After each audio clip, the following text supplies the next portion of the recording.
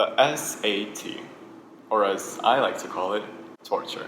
If you haven't taken it yet, good luck. I really hate the test. But this video is about me sharing my opinion on the test that does not measure intelligence and only perpetuates the divergence between socioeconomic classes by favoring the children with families with bigger incomes. No. This video is about how I improved my score from a 1350 to a 1520 in 5 months? Actually, it all started with a different test, the ACT. You see, I have a lot of friends who are really smart, and they all took the ACT and said that it was easy. I mean, they all got 35s on their first try, so it had to be easy, right? Wrong. Very, very, very wrong. The summer before my junior year, I took a practice test of the ACT and got a 26. Needless to say, I was aiming for a 34. So after a bit of a breakdown, I started doing practice tests. More and more and so much more of them. But my score was still near the 28, which was not enough for me, so I decided for some reason to try and take the SAT. In a way, it was relaxing. I mean, with the SAT, you're always competing with the clock, you're giving yourself like 5 seconds for an answer, and the SAT like really gives you time, and I like that.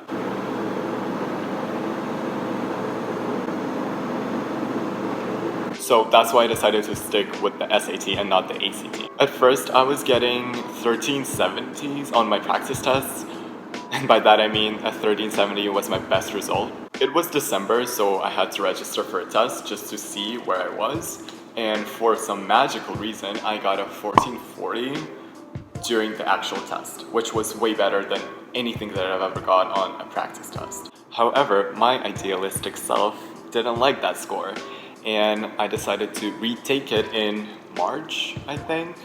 I'm not sure. Anyway, and after a lot of practice tests, and I mean a lot of practice tests, I took the March SAT and got a 1520 on it, which gave me a 1530 composite, and I was pretty okay with that. Hi, this is Alex that's editing the video you're seeing right now. I just wanted to clarify, I wasn't okay with that score. I was actually super happy with it, and I started screaming and jumping and almost even crying, so yeah, I was more than okay with it.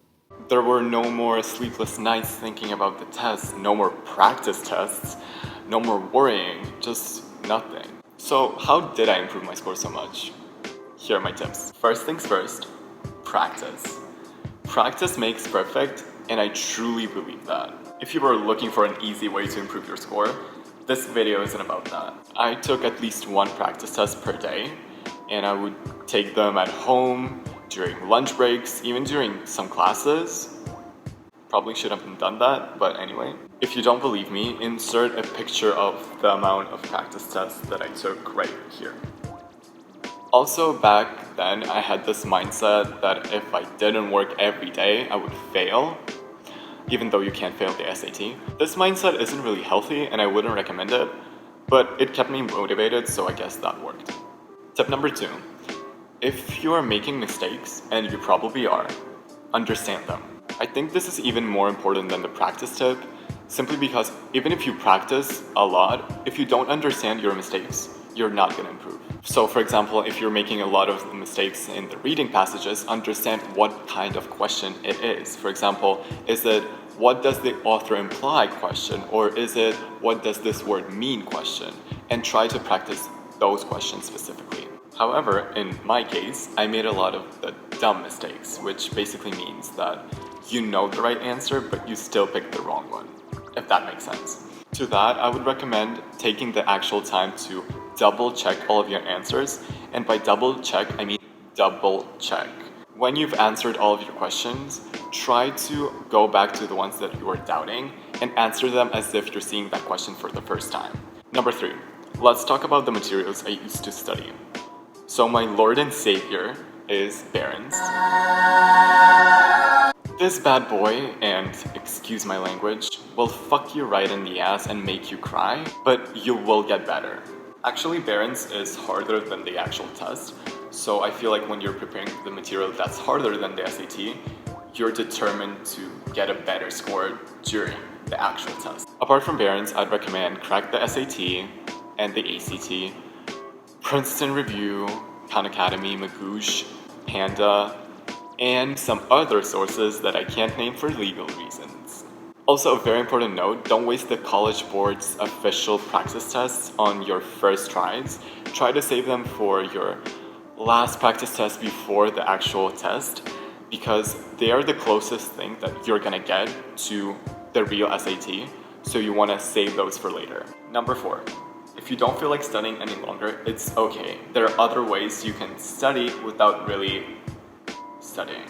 For the reading section, I'd recommend picking a copy of a 19th century novel. I chose Wilkie Collins' Woman in White, and it was amazing, very interesting, and you will up your vocabulary to the SAT level. Also try reading the New York Times or this kind of big magazine, because they have this vocabulary that you will need for the test. For the writing section, I'd recommend downloading an SAT app with free practice tests on your phone and simply doing the writing section. I would always practice my writing on the go. So for example, when I was riding the subway, I would just open my app and do a couple of practice tests, and that really improved my score. I mean, that's why I got 0 mistakes in my writing section. Now for math, I don't really know how to help you. I was always good at math, so it wasn't a problem for me. Plus, the SAT math is low-key easy. However, what's interesting about the math portion is that it's basically a reading portion, but with numbers. And by that I mean that for a single question, you have to read this huge paragraph of words that you don't need, and by the time you finish reading it, you forget all of the numbers. I guess for math, there's no way around it. You just have to memorize the formulas and do a lot of practice tests. So, sorry about that. However, if you feel like the SAT is affecting your mental health, definitely take a break, because when I was preparing for the SAT every day, I would also get breakdowns every day, which wasn't great. Yeah, prioritize your mental health. That's it. Tip number 5? Don't stress about the essay. No one cares about it, and I'm gonna explain why.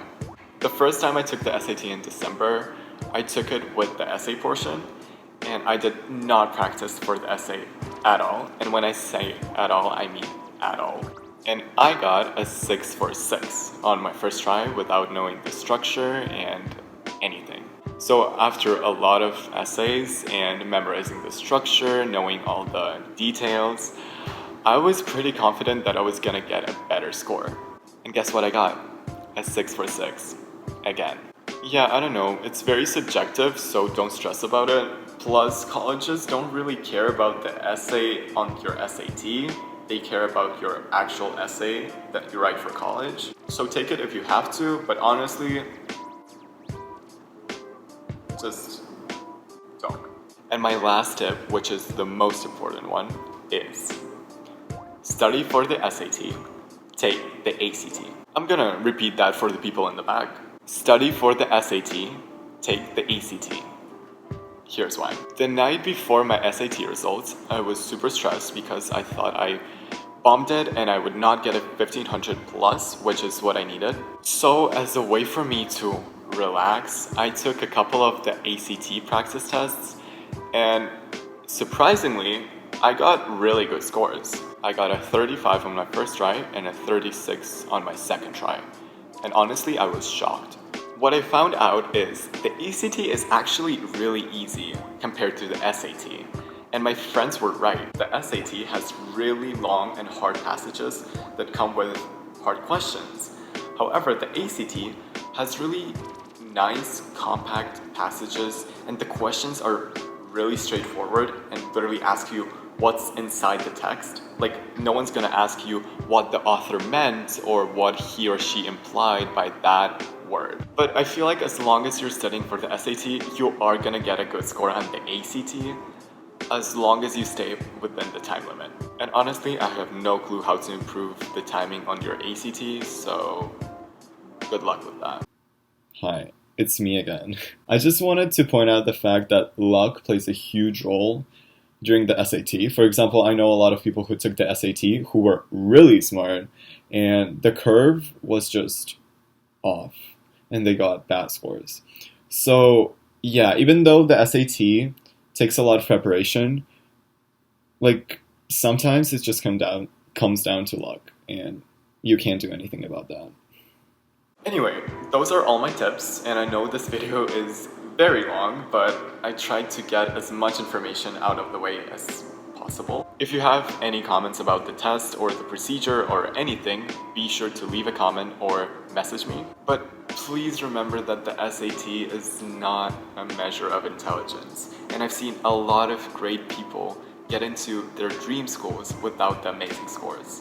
So don't stress about it too much. Anyway, that's all for now, and stay tuned because I will be posting more videos.